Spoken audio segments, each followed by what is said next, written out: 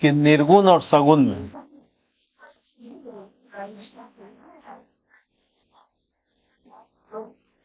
निर्गुण और सगुण में हाँ, निर्गुण और सगुण में विषमता।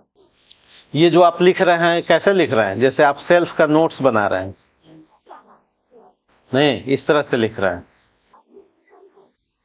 अब आपको केवल इसमें उदाहरण केवल जोड़ लेना, निर्गुण भक्ति और सगुण भक्ति,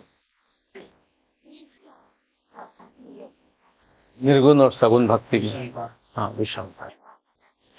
विषमता है कि ये अवतारवाद नहीं है, अवतारवाद नहीं। यहां पर अवतारवाद है, यहां पर कृष्ण का अवतार लिया, राम अवतार लेंगे।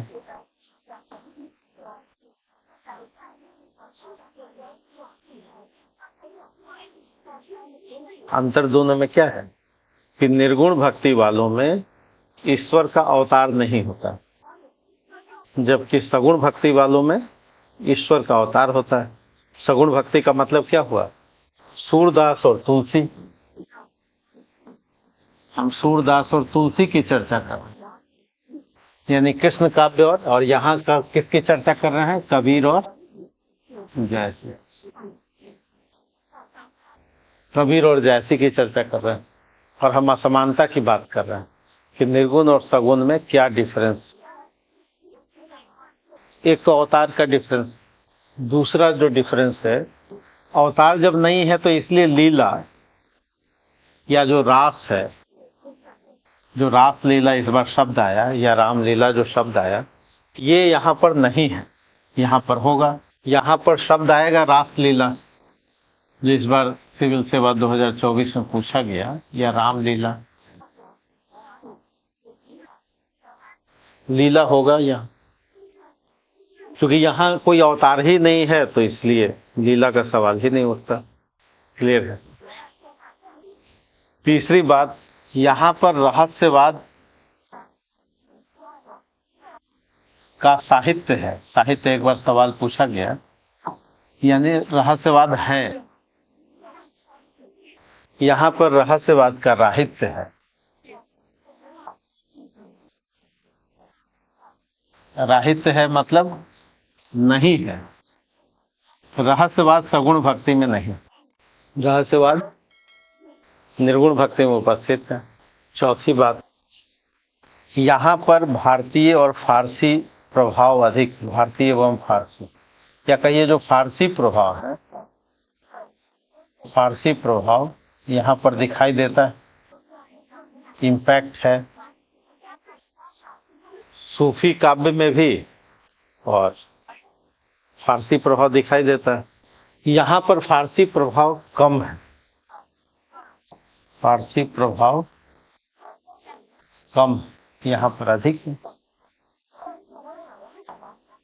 फारसी प्रभाव अधिक। बिल्कुल लिखा कबीर के। किसमें?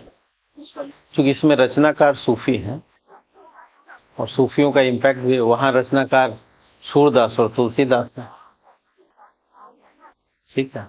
और चूंकि जैसी स्वयं सूफी हैं, सूफी चिंतक हैं, और जैसी के अलावा भी बहुत सारे लोग, वहां फारसी प्रभाव अधिक होगा। ठीक है? और सूर और तुलसी पर फारसी प्रभाव कम होगा। क्लियर हुआ? पांचवी बात, यहाँ पर आध्यात्मिकता अधिक दिखाई देती है।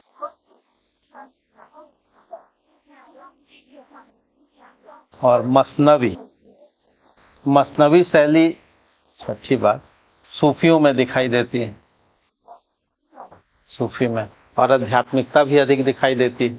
इसलिए यहाँ पर सवाल आता है कि अन्योक्ति है या समासोक्ति है सूफियों में, वहां पर सवाल नहीं आएगा।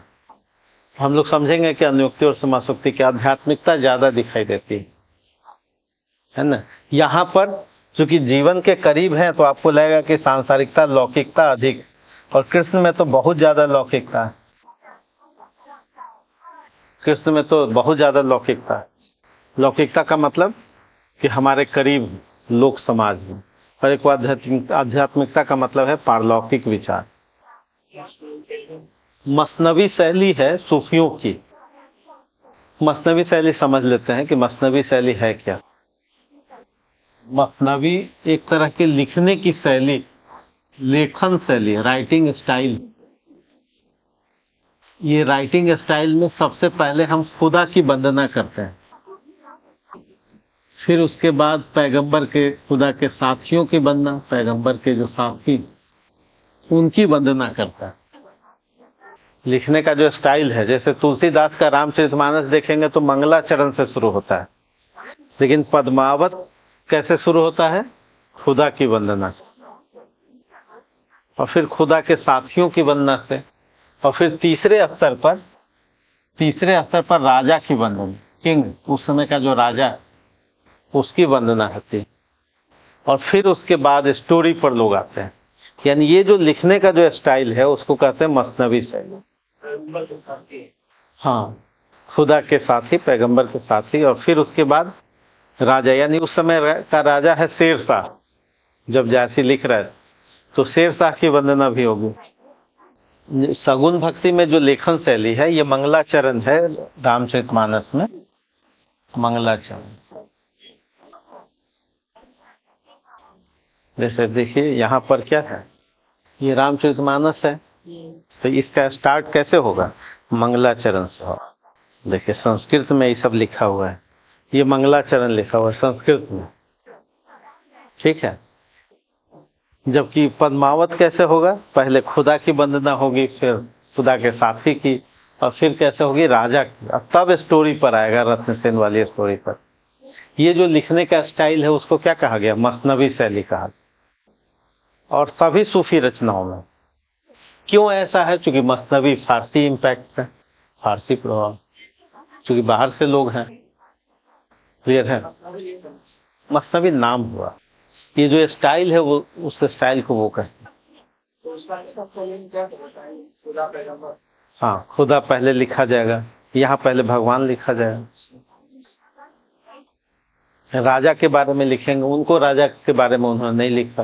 तो आज आपने क्या पढ़ा? आज आपने पढ़ा कि तुलना सब में, और समानता और असमानता। इसके पहले क्या पढ़ा था? भक्ति आंदोलन की विशेषता नहीं,